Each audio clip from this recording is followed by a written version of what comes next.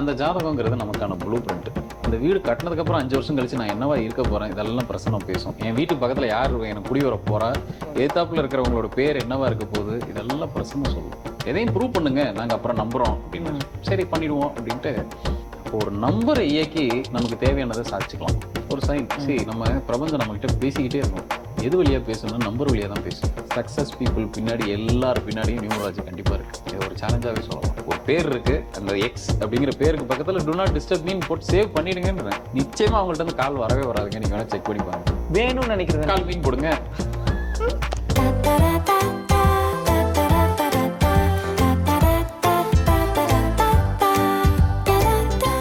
வணக்கம் சார். வணக்கம்மா. எனக்கு ஒரு டவுட் என்னன்னா, அஸ்ட்ராலஜி, நியூமராலஜி, பிரசன்னம், இது மூணுக்கும் என்ன வித்தியாசம்? முதல்ல இது இந்த ஜோதிடம் அப்படிங்கிறது இது ஒரு பெரிய ஆலமரம். இப்போ நீங்கள் கேட்டது எல்லாம் அதில் உள்ள ஒரு கிளைகள் தான். இந்த ஜோதிடத்தோட அங்கம் தான் எல்லாமே. இது உள்ளே இன்னும் நிறைய இருக்குது. நம்ம மேலாப்பில் பார்க்குறது இல்லை, எல்லாருக்கும் பிரபலியமாக இருக்கிறது நியூமராலஜிங்கிற ஒரு கான்செப்ட் பிரபலியமாக தெரியும். பிரசன்னம்ங்கிறது தெரியும். இன்னும் நிறைய பிரசன்னம்ங்கிறது எனக்கு இப்போ கொஞ்சம் ரீசன்ட் டேஸ்க்கு முன்னாடி தான் தெரியும். ரைட். ஆனால் இதெல்லாம் ரொம்ப காலங்காலமாக இருக்கிற விஷயம்தான். சரி, இல்லை ஜாதகம் நமக்கான இப்போ எல்லா இண்டிவிஜுவலுக்கும் ஒரு ஜாதகம் இருக்குது. ஆமாம்.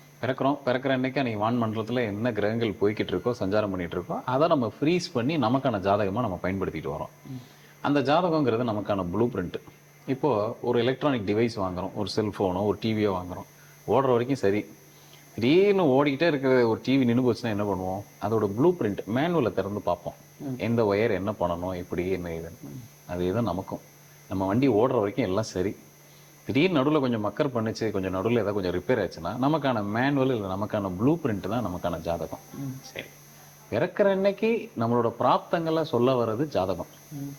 இந்தந்த பிராப்தத்தோட இவர் பிறக்கிறாரு அப்படின்னு சொல்ல வர்றது ஜாதகம்.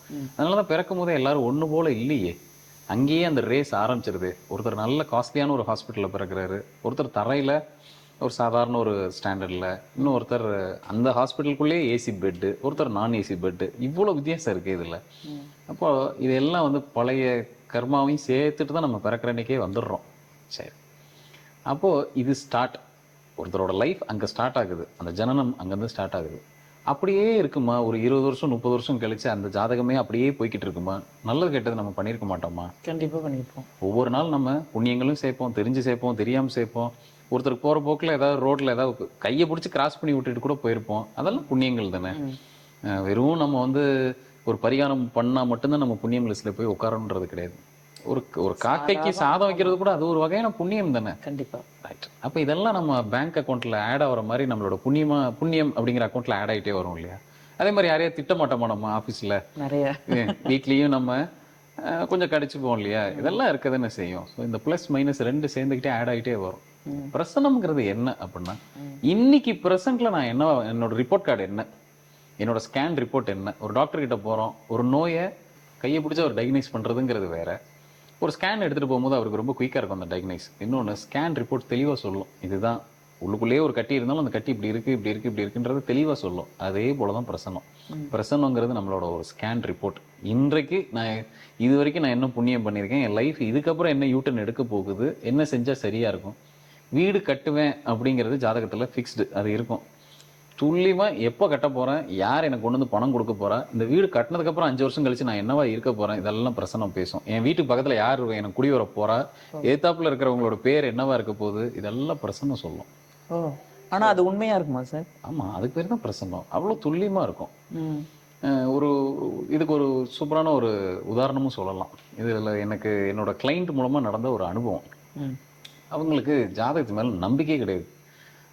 கூட்டிகிட்டு வந்தவருக்கு நல்ல நம்பிக்கை, இன்னொருத்தர் கூட வந்தவருக்கு சுத்தமாக நம்பிக்கை கிடையாது. அவர் என்னங்க பெருசாக ஜாதகம், நீங்கள் என்னமோ சொல்லிட்டு இருக்கீங்க, நாங்களும் ஏதோ கேட்டுட்டு இருக்கோம். அவர் ஒரு சேலஞ்சுக்காக தான் வந்திருந்தார். இதெல்லாம் பொய் அப்படிங்கிறத சேலஞ்ச் பண்ணணும். அவரை பொறுத்த மட்டும் நம்ம ஒரு பெரிய ஸ்டேட்டஸில் இருக்கோம், அஸ்ட்ராலஜி இதெல்லாம் பார்க்குறவங்கலாம் அப்படி ஒன்றும் பெரிய ஸ்டேட்டஸ் இல்லையே அப்படிங்கிற மாதிரி அவருக்கு ஒரு எண்ணம். அழைச்சிட்டு வந்தார். அவர் என்ன சொன்னார், நான் இப்போ எப்படி நீங்கள் சொல்கிறத நான் நம்புறது, முதல்ல இதெல்லாம் இருக்கா இல்லையா, எப்படி ஜாதகங்கிறது ஒருத்தருக்கு வேலை செய்யும், இது ரொம்ப பேருக்கு இந்த டவுட் இருக்குது. அப்போ நான் என்ன சொன்னேன், சரி நான் ஒரு சில விஷயம் சொல்கிறேன், இல்லை இப்போ லைவாக சில விஷயம் பார்க்கலாம், அப்படி இருந்தால் நீங்கள் நம்ப ஆரம்பிச்சிருவீங்களான்னு கேட்டேன்.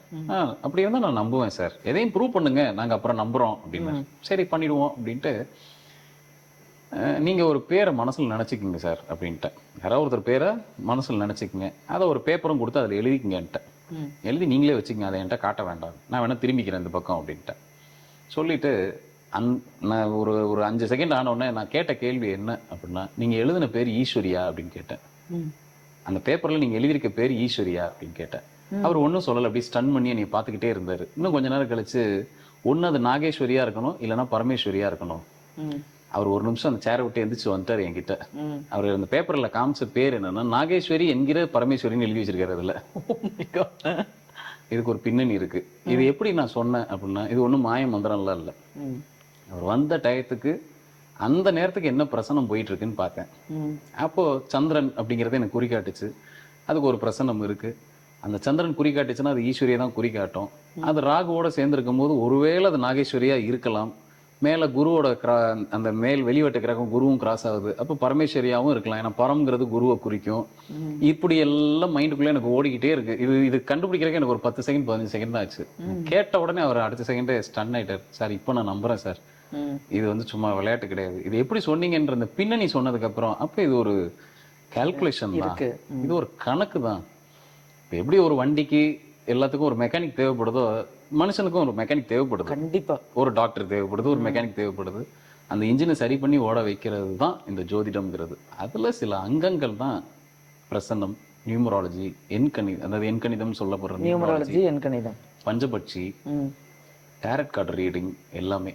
சரி, இப்போ ஜாதகத்துல இதெல்லாம் தோஷம் சார், இதெல்லாம் ப்ராப்ளம்ஸ் அப்படின்னு நம்ம எல்லாரும் பேசிக்கிட்டு இருக்கோம், சொல்லிட்டு இருக்கோம்.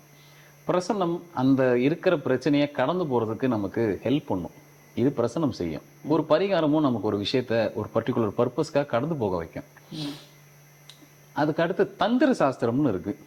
தந்திரம்னா என்ன? ஒரு விஷயத்த நமக்கு ஏத்த மாதிரி அதை நம்ம வளர்ச்சிக்கிறது, மாத்திக்கிறது. அதுக்கு 2 சாஸ்திரம் ரொம்ப முக்கியமானது. ஒண்ணு பஞ்சபட்சி, இன்னொன்னு எண்கணிதம், நியூமராலஜி. இந்த பஞ்சபட்சி சாஸ்திரம்ங்கிறது ரொம்ப பேருக்கு இப்ப தெரியறது இல்லை. அதை சொல்லி கொடுக்கறதுக்கு சரியா பயன்படுத்துறதுக்கும் ஆட்கள் ரொம்ப குறைஞ்சு போயிட்டாங்க. அந்த காலத்துல மன்னர்கள் வந்து அதை சூப்பரா பயன்படுத்தியிருக்காங்க. எந்த நேரத்துல என்ன செய்யணும், எல்லாருக்கும் ஆளுக்கு ஒரு பட்சி இருக்கு. மொத்தம் 5 பட்சி இருக்கு, 5 பறவைகள். நம்ம பிறக்கும் போதே நம்ம கூட ஒரு பட்சி வந்துடும், நமக்குன்னு ஒரு பட்சி செயல்படும். நீங்க என்ன கட்டளை இட்டாலும் அந்த பட்சி நமக்காக செய்யும். அது எப்படி கண்டுபிடிப்பீங்க? இதுக்கெல்லாம் ஒரு கால்குலேஷன்ஸ் தான். இதை எப்படி பயன்படுத்தணும்னு ஒரு முறை இருக்கு. இப்போ அந்த காலத்துல வார் பண்ணி தான், ஒரு போர் பண்ணி தான் ஒரு மன்னரோட இடத்த பிடிக்கணும்னு அவசியம் கிடையாது. ஒருத்தர் இந்த மாதிரி ஏதாவது ஒரு தந்திரம் பண்ணி சூழ்ச்சி பண்ணி கூட ஒருத்தரை சாச்சிடலாம் இல்லையா? அப்படி சூழ்ச்சி பண்ணி சாக்காம இருக்கிறதுக்கு இன்னொரு மன்னர் அகைன்ஸ்டா அதை வேலையை செய்யணும் இல்லையா? அதுக்கு பஞ்சபட்சி தேவைப்படும். சாப்பாடுல கூட ஏதாவது வச்சுட்டாங்கன்னா முடிஞ்சது இல்ல. இப்படியெல்லாம் அந்த காலத்துல இருந்திருக்கு. ஸோ தன்னை பாதுகாக்கிறதுக்காக வெறும் மெய்காவலர் படம் மட்டும் பத்தாது, இந்த மாதிரி சாஸ்திரங்களையும் அவங்க கூடவே பயன்படுத்திட்டு வந்திருக்காங்க. சப்ஜெக்ட் என்னன்னா எதையும் அவங்க டாக்குமெண்ட் பண்ணி வச்சுட்டு போல. அதனால நமக்கு அதை அடுத்தடுத்த ஜென்ரேஷனுக்கு அதை கேரி ஃபார்வர்ட் பண்ணி கொண்டுட்டு போகல. ஆனா இந்த சாஸ்திரம்லாம் நம்ம நாட்டுல இருந்திருக்கு. இதுதான் உண்மையிலும் நமக்கான சொத்து எதுன்னா இதுதான். சரி, இது இப்போ அந்த அளவுக்கு வழக்கத்துல இல்லாததுனால அதை சரியா பயன்படுத்தவும் தெரியாது. இன்னொன்னு, இதை சரியா பயன்படுத்தலைன்னா இது பெரிய லெவல்ல நமக்கு நெகட்டிவாவும் இம்பாக்ட் பண்ணும். அந்த பட்சினால ஏதாவது சாபம் வரத்துக்கும் நமக்கு வாய்ப்பு இருக்கு. அதனால யாருக்காவது தெரிஞ்சா கூட இன்னைக்கு யாரும் பயன்படுத்துறது இல்லை. ஆனா இது ஒரு சூப்பரான மந்திரம். அப்போ மிச்சம் நம்ம கிட்ட கையில இருக்கிறது என்னன்னா நம்பர்ஸ். அது நம்ம ஸ்கூல் லெவல்ல ஆரம்பிச்சு, ஒரு மேத்தமெட்டிக்ஸ்ல ஆரம்பிச்சு, நம்பர்ஸ் நம்மள சுத்தி வந்துகிட்டு இருக்கு. அப்போ ஒரு நம்பரை இயக்கி நமக்கு தேவையானதை சாதிச்சுக்கலாம். எனக்கு இந்த இடத்துல ஒரு டவுட் வருது சார். இப்போ ஏஞ்சல் நம்பர் சொல்றாங்க, நம்ம முன்னாடியெல்லாம் நான் அதை பெருசா நோட்டீஸ் பண்ண மாட்டேன். இப்போ ரீசெண்ட் டேஸ்ல எனக்கு அது நிறைய, ஒரு நாளைக்கு ஆஃபீஸ்க்கு வரும்போது அவ்வளோ நம்பர்ஸ் 222, 333, 777, 999 எனக்கு காமிச்சுக்கிட்டே இருக்கு. அது வந்து ஒரு பாசிட்டிவ் சைனா? கண்டிப்பா. இப்போ எல்லாரும் இது ரொம்ப அதிகமா பேச ஆரம்பிச்சிட்டாங்க. ஆக்சுவலா மேலை நாடுகள்ல தான் இதை பத்தின ஒரு டாக் இருந்தது, ஏஞ்சல் நம்பர்ஸ் அப்படிங்கிறது. இது என்ன சொல்ல வருது அப்படின்னா, ஒரு குறிப்பிட்ட நேரத்துக்கு ஒரு குறிப்பிட்ட நம்பர் நம்மளை கிராஸ் பண்ணி போகும். இது எல்லார் லைஃப்லயும் நடக்கும். அந்த குறிப்பிட்ட நம்பர் நம்மளை ஃபாலோ பண்ணிக்கிட்டே இருக்கும். இதை நான் என்னோட ரிசர்ச் என்ன அப்படின்னா, ஒரு குறிப்பிட்ட லக்னத்துக்கு ஒரு குறிப்பிட்ட நம்பர் ஃபாலோ பண்ணும். நான் சில பேர்கிட்ட வந்து உட்காந்தோடனே நான் கேட்குற கேள்வி என்ன, சார் உங்களை 93 அப்படிங்கிற நம்பர் உங்களை ஃபாலோ பண்ணிக்கிட்டே இருக்காருன்னு. அவங்க அப்ளிகேஷன் போட்டாலும் அந்த இடத்துல வரும். அவங்க ஃபோன் நம்பர் எடுத்தால் அது உள்ள ஒரு 9 இருக்கும், ஒரு 3 இருக்கும். ஏதோ ஒரு காம்பினேஷன்லாம் அவங்கள அது ஃபாலோ பண்ணிக்கிட்டே இருக்கும் லைஃப் லாங். இதெல்லாம் என்ன சொல்ல வருது அப்படின்னா, ஏஞ்சல் நம்பர்ஸுங்கிறது ஜென்ரலான கான்செப்ட். அது பாசிட்டிவா நெகட்டிவா அப்படிங்கிறத விட அது ஒரு கம்யூனிகேஷன். நம்ம பண்ணிட்டு இருக்க வேலையை நீங்க சரிவர செஞ்சுக்கிட்டே இருங்கன்றதுக்கான ஒரு கம்யூனிகேஷன், ஓகே சைன். ஒரு சைன். சரி, நம்ம பிரபஞ்சம் நம்ம கிட்ட பேசிக்கிட்டே இருக்கும். எது வழியா பேசணும்? நம்பர் வழியா தான் பேசும். நம்பர்ஸ் மூலமா தான் பேசும். ஏன்னா நமக்கு சில பேருக்கு தான் வந்து அந்த காஸ்மிக் எனர்ஜியோட கரெக்டாக கனெக்ட் பண்ண தெரியும். நல்லா மெடிடேஷன் பண்ணி அவங்க தயாரா இருக்காங்கன்னா அவங்க ஹையர் எனர்ஜியோட கனெக்ட் பண்ணலாம். சாமானியமா இருக்கிறவங்க ஆனா இருந்தாலும் பிரபஞ்சம் அவங்களுக்கும் ஒரு மெசேஜ் கொடுக்கணும் இல்லையா? அப்ப நீ போற ரூட் கரெக்ட் தான் அப்படிங்கிறத இந்த நம்பர்ஸ் மூலமா தான் உணர்த்தும். இது யதார்த்தமா நடக்கணும். இப்போ என்ன பண்ணிட்டாங்கன்னா நம்ம ஆட்கள் கரெக்டா 11:11க்கு அலாம் வச்சு அப்படியெல்லாம் அது 11:11ங்கிறது இதுவும் நிறைய பேர் நடக்குதுங்களா பண்றாங்க. இல்லைங்களா? ஆனா எனக்கு நான் அப்படிலாம் பண்ணது கிடையாது. அது ஆக்சிடென்டலா பாக்குறது தான் நான். அது இயற்கையா நடக்கிற வரைக்கும் அது என்ன அப்படின்னா பிரபஞ்சம் உங்கள்ட்ட கம்யூனிகேட் பண்ண விரும்புது. ஒரு சில கம்யூனிகேஷன் உங்களுக்கு கொடுக்குது. பிரபஞ்சம் பேசிக்கிட்டே இருக்கும். நம்ம தான் கவனிக்கிறது இல்லை. அது ஏதோ ஒரு விஷயத்த சொல்லிக்கிட்டே இருக்கும். இது வரைக்கும் நம்ம எல்லாரோட லைஃப்லயும் ஒரு தவறு நடந்திருக்கு அப்படின்னா அந்த தவறுக்கு முன்னாடி நிச்சயமா ஒரு இன்டிமேஷன் வந்திருக்கும். இது வேண்டாம் அப்படின்னு. நமக்கு வேண்டான்னு தெரிஞ்சுதான் ஒரு விஷயத்துல போய் கையை வச்சு நம்ம மாட்டிப்போம். இப்போ முக்காவாசி விஷயத்துல இதான் நடந்திருக்கும் பாருங்க. நமக்கு தெரியும் இது நமக்கு வேண்டாம் அப்படின்ட்டு, இது நமக்கு சூட் ஆகாதுன்னு தெரிஞ்சே போய் அதுல வந்து நம்ம கை வைப்போம். இப்படிதான் பிரபஞ்சம் நமக்கு அலர்ட் பண்ணும். இது வேணும், இது வேணாம், இது தேவையில்லை அப்படின்ட்டு. சில பேருக்கு நல்லா இருக்கிற வேலையை விட்டுட்டு எது இவங்களுக்கு ஃபிட் ஆகாதோ அந்த வேலையில போய் உட்காந்துருப்பாங்க. அந்த இன்டிமேஷன் அவங்களுக்கு முன்கூட்டியே கிடைச்சிருக்கும். சில பேரால அதை கிரகிக்க முடியும், அதை உள்வாங்கிக்க முடியும். சில பேர் அந்த ஃப்ளோவோட அப்படியே போயிடுவாங்க. ஸோ இந்த நம்பர்ஸ் எல்லாம் என்ன சொல்ல வருதுன்னா இட்ஸ் அ கம்யூனிகேஷன். சரி, ஆனா நமக்குன்னு ஒரு ஏஞ்சல் நம்பர்ஸ் இருக்கு. அது ஒவ்வொரு ஹாரோஸ்கோப்புக்கும் இல்ல ஒவ்வொரு நம்மளோட டேட் ஆஃப் பர்த்துக்கு ஏத்த மாதிரி நம்மளை ஃபாலோ பண்ணோம். அதை நம்ம சரிவர தெரிஞ்சு வச்சுக்கிட்டோம் அப்படின்னா அந்த நம்பர் தான் நம்மளை ரியலா வந்து நம்மளை ஃபாலோ பண்ணிக்கிட்டே இருக்கும். லைஃப் லாங் ஃபாலோ பண்ணோம், ஓகே, பின் தொடர்ந்துக்கிட்டே இருக்கும். அந்த நம்பரை எப்பெல்லாம் பார்க்குறோம் அப்படின்னா அன்னைக்கு அந்த ப்ரோக்ராம் நமக்கு சக்ஸஸ். நான் சில பேருக்கு சொல்லிவிடுவேன், உங்களுக்கு இந்த 239 அப்படிங்கிற நம்பர் உங்களை ஃபாலோ பண்ணும் அப்படின்னு. இது எப்படி சார்? ஒரு வண்டி கிராஸ் பண்ணுதுன்னா அதில் பார்க்கலாம். நீங்கள் ஒரு வேலையாக கிளம்பி வெளில போகிறீங்க, ஒரு பேங்க் ஒர்க்காக போகிறீங்க, ஒரு இன்டர்வியூக்கு போகிறீங்க அப்படின்னா நான் சொல்லிடுவேன், உங்கள் டேட் ஆஃப் பர்த் படிக்கு இந்த 239ங்கிறது உங்களை ஃபாலோ பண்ணும் அப்படின்னு சொல்லிட்டேன்னா அது ஒரு கார் நம்பராக பார்க்கலாம், ஒரு ஃபோன் நம்பராக பார்க்கலாம், அது சம்மந்தமாக போர்டில் போகிற போக்கில் ஒரு போர்டில் பார்க்கலாம், ஒரு அப்ளிகேஷன் போடுறீங்க அதில் பார்க்கலாம், ஒரு இடத்துல போய் ஒரு ஹாலிடே டெஸ்டினேஷன் போகிறீங்க, ஒரு ரூம் எடுக்கிறீங்க, ஒரு ஹோட்டல் ரூம் எடுக்கிறீங்க அதில் பார்க்கலாம். எனக்கு ஆச்சரியமான ஒரு விஷயம் என்ன அப்படின்னா, நான் எந்த கடைக்கு போனாலும் பில் வாங்குவேன். நான் இது வரைக்கும் நான் நோட்டீஸ் பண்ணது என்ன அப்படின்னா, ஒரு பில் நான் வாங்குறேன் அப்படின்னா அதில் எனக்கு ஃபேவரபுளான நம்பர் இருக்குன்னா அடுத்த முறை அந்த கடைக்கு போகும்போது அந்த கொடுத்த ஸ்டாஃப் அந்த இடத்துல வேலையில் இருப்பாங்க. எனக்கு அன்ஃபேவரபுளான ஒரு நம்பர் என் கையில கொடுத்துட்டாங்க அந்த பில் நம்பர்ல. நான் சொல்றது மேல எப்படி ஏதோ ஒரு பில் நம்பர் இருக்கும் இல்லையா, 1101 அந்த மாதிரி ஏதோ ஒரு நம்பர் இருக்கும் இல்லையா.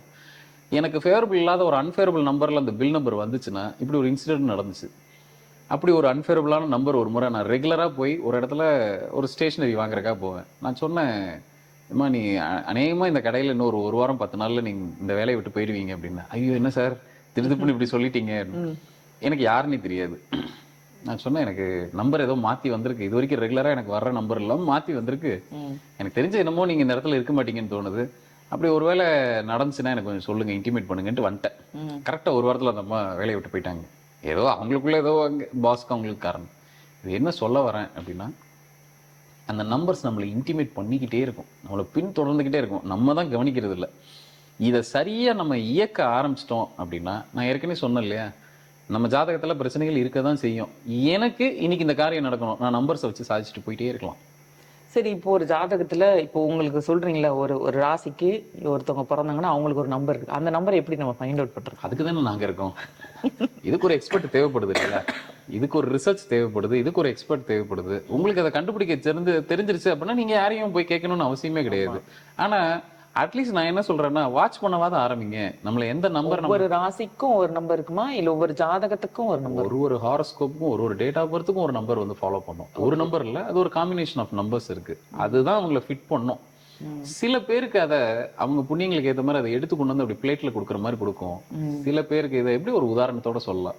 சரி, எனக்கு எல்லாமே சரியா போயிட்டு இருக்கு சார், எல்லாம் பக்காவா இருக்கு அப்படின்னா, உங்களுக்கு நியூமராலஜில சில ஃபேவரபிளான நம்பர்ஸ் இருக்கு, இல்ல குட் நம்பர்ஸ் பேட் நம்பர்ஸ் இருக்கு. இது ஜெனரல் கான்செப்ட். இப்போ ஒரு உதாரணத்துக்கு 19ன்னு ஒரு நம்பர் இருக்குன்னா அது நல்ல நம்பர், அது எந்த வகையிலையும் தொந்தரவு பண்ணு.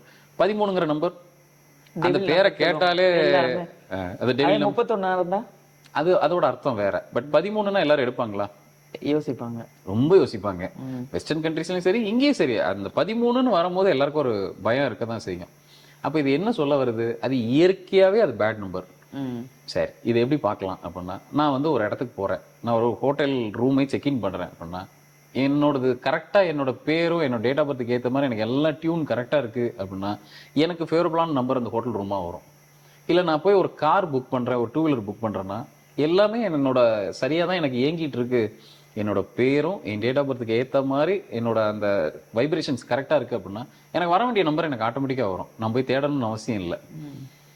அப்படி மாத்தி வருது, உங்களுக்கு அன்ஃபேவரபிளா இருக்கக்கூடிய நம்பர்ஸ் உங்களுக்கு அன்னைக்கு வருது அப்படின்னா, நீங்க புரிஞ்சுக்கணும், உங்களுக்கும் அந்த டியூன்ல சரியா இல்ல. உங்க பேரும், உங்க டேட் ஆஃப் பர்த்தும் என்னமோ ஒண்ணு அங்க மிஸ் ஆயிட்டு இருக்கு. அத கொஞ்சம் அலைன்மென்ட் கொண்டு வரணும் அப்படிங்கிறத புரிஞ்சுக்கணும். ஆனா பெரும்பாலும் நம்ம இதெல்லாம் கவனிக்கிறது இல்ல. இப்படிதான் உங்களுக்கு அலர்ட் கொடுத்துக்கிட்டே இருக்கும். உங்க லைஃப் சரியான பாதையில போகல. அத கொஞ்சம் பார்த்துக்குங்க அப்படின்ட்டு. இப்ப எல்லாருக்கும் நம்ம எல்லாரும் வேலை பார்க்குறோம், எல்லாரும் சம்பாதிக்கிறோம். பணம் அப்படிங்கிற ஒரு விஷயம் ஆனா நம்மளோட கெப்பாசிட்டிக்கு கம்மியா தான் நம்ம சம்பாரிச்சுக்கிட்டு இருக்கோம். இது எப்படி நமக்கு இன்டிமேஷன் வரும்னா நம்பர்ஸ் தான். நீங்க நல்லா சம்பாரிச்சவங்க கதையெல்லாம் பாருங்க. அவங்க இதெல்லாம் கரெக்டா பார்த்து வச்சிருப்பாங்க. ஆனா உங்கள்ட்ட சொல்ல மாட்டாங்க. உங்கள்ட்ட வெளிப்படையா சொல்ல மாட்டாங்க. அவங்க பேரை மாத்திருப்பாங்க. அவங்களுக்கான நம்பரை கரெக்டா சூஸ் பண்ணுவாங்க. அவங்க கார் நம்பரை பக்காவா வச்சிருப்பாங்க. ஃபோன் நம்பர் எல்லாத்தையும் கரெக்டா வச்சிருப்பாங்க. ஆனா எதையும் உங்கள்ட்ட சொல்ல மாட்டாங்க. சக்சஸ் பீப்புள் பின்னாடி எல்லார் பின்னாடியும் நியூமராலஜி கண்டிப்பா இருக்கு. இது ஒரு சேலஞ்சாவே சொல்லலாம். ஆனா வெளியில சொல்ல மாட்டாங்க. இந்த ஓகே டேரோ கார்டு ரீடர் ரீடிங்னு சொல்றாங்க, அது இதுக்கும் அதுக்கு என்ன டிஃபரன்ஸ்? சரி, டேரட் கார்டுங்கிறது அது நிறைய சிம்பிள்ஸ் எல்லாம் இருக்கும். டேரட் கார்டுங்கிறது ஒரு சீட்டு மாதிரி இருக்கும். அதில் நிறைய சிம்பிள்ஸ் இருக்கும். அதை படிக்க தெரிஞ்சவங்களுக்கு தான் அதில் உள்ள மீனிங்கை எடுத்து நமக்கு சொல்ல முடியும். அது பேரே என்னன்னா டேரட் கார்டு ரீடர்னுவாங்க. அதை எடுத்து சொல்றவங்க பேர் மாஸ்டர்னு சொல்லுவாங்க. அந்த டேரட் கார்டு மாஸ்டர்னு சொல்லுவாங்க. அவங்களுக்கு தான் அதை வந்து எடுத்து நமக்கு டீகோட் பண்ணி சொல்ல தெரியும். ஏன்னா அது ஒரு மறைப்பொருளாக தான் இருக்கும் அது உள்ள. இது எப்படி இயங்குது இல்லை இது எப்படி வேலை செய்யுது அப்படின்னா, இப்போ நம்ம வந்து ஒரு வைப்ரேஷனில் இருக்கோம். நான் ஒரு ஒரு பிரசன்னம் மாதிரி தான் அது. நான் வந்து உட்கார்றேன். என்னைய கார்டு எடுக்க சொல்கிறாங்க அப்படின்னா, எனக்கு என்ன தேவையோ, நான் என்ன கேள்வியோடு அங்கே வந்து உட்காந்துருக்கணும், அந்த கேள்விக்கான விடை நிச்சயமாக அந்த கார்டில் நான் எடுத்து கொடுக்குற அந்த வைப்ரேஷனில் எடுத்துரும். என் கை அதை நோக்கி தான் போகும். என் பாடி அதை தான் வந்து எடுக்கும். நான் நல்ல பாசிட்டிவ்ல இருக்கேன் அப்படின்னா, எடுக்கும் போதே அந்த கார்டை எடுக்கும் போதே ஒரு பாசிட்டிவான கார்டு வரும். ஒரு உதாரணத்துக்கு அதில் ஒரு மன்னரோட படம் வந்துருச்சுன்னா பார்த்தாலே உங்களுக்கு தெரியும். என்ன மன்னர் என்ன வறுமையில் இருப்பார், அவர் ராஜாவாக தான் இருப்பார். அப்போ நீ ராஜாவாக இருக்க போறேங்கிறது அந்த கார்டை எடுக்க இந்த வைப்ரேஷன் அப்படி தான் வேலை செய்யும். நம்ம கை வழியாக அதை அப்படி தான் போய் எடுக்கும். நமக்கு தாட்ஸே ரொம்ப நெகட்டிவ் தாட்ஸாக இருக்கு, என் லைஃப் இப்படி போயிருமோ அப்படி போயிருமோ இப்படி ஆயிருமோன்னு நினச்சிக்கிட்டே ஒரு கார்டை நீங்கள் எடுத்து பாருங்க, நிச்சயமாக நீங்கள் தப்பான கார்டை தான் எடுப்பீங்க. இது இப்படிதான் வேலை செய்யும். எண்ணங்கள் தான். எண்ணோட்டம் வந்து நிச்சயமா இந்த பிரபஞ்சத்துல கம்யூனிகேட் ஆகிக்கிட்டே இருக்கும். கண்டினியூஸா நடந்துகிட்டே இருக்கும். அதனாலதான் அந்த காலத்துல பெரியவங்க வந்து உங்க எண்ண ஓட்டத்தை சரியா வைங்க, பாசிட்டிவா திங்க் பண்ணுங்க. நான் இன்னைக்கு கஷ்டப்படுறியா, நாளைக்கு லைஃப் நல்லா மாறிடணும் முதல்ல. சரி, அப்ப எதுக்கு சார் இதெல்லாம், எதுக்கு நான் பார்க்கணும்? நான் பாசிட்டிவா நினைச்சிட்டா மட்டும் போதும் இல்லையா? எதுக்கு நான் நியூமராலஜி பார்க்கணும், எதுக்கு நான் இதெல்லாம் பார்க்கணும்? சரி, பாசிட்டிவ் நினைப்புங்கிறது ஒரு பக்கம், அதை எப்படி நீங்க அடுத்த லெவலுக்கு கொண்டுட்டு போவீங்க, அதை டியூன் பண்றதுக்கு நமக்கு கையில இருக்கிற ஒரே ஆயுதம் நம்பர்ஸ் தான். அதுக்கு பின்னணியில லெட்டர்ஸ் இருக்கு, சவுண்ட்ஸ் இருக்கு. இது இப்படிதான் இயக்க முடியும். பட் பேஸ் இதுதான். இப்போ ஒருத்தவங்க பேரை வந்து நியூமராலஜி படி மாத்திக்கிட்டா அவங்க லைஃப் எந்த அளவுக்கு மாறும்? ரைட்.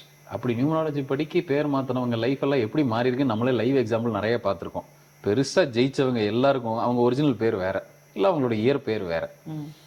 சரி, ஜெயிக்காதவங்கலாம் சார் இல்ல இதெல்லாம் பண்ணலன்னா ஒருத்தர் ஜெயிக்க முடியாதா அப்படின்னா, அவங்களுக்கு தெரிஞ்சோ தெரியாமலே அவங்க பேர் மாறி இருக்கும். நீங்க வேணா பாருங்க, மோஸ்ட் சக்சஸ்ஃபுல் பீப்புள் எல்லாருக்கும் பேர் ஒன்னா இருக்கும். நீங்க சார்லி சாப்ளின்ல எடுத்து நீங்க யார் பேர் வேணாலும் எடுத்து பாருங்க, அவங்க பேர் வேறையா இருக்கும், இல்ல இயர் பேர் வேறையா இருக்கும். அந்த டோட்டல் ஆட்டோமேட்டிக்கா மாறி அவங்கள ஜெயிக்க வச்சிருக்கும்.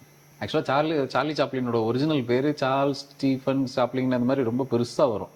ஆனா நமக்கு எல்லாருக்கும் அறியப்பட்ட பேர் என்ன? Charlie Chaplin.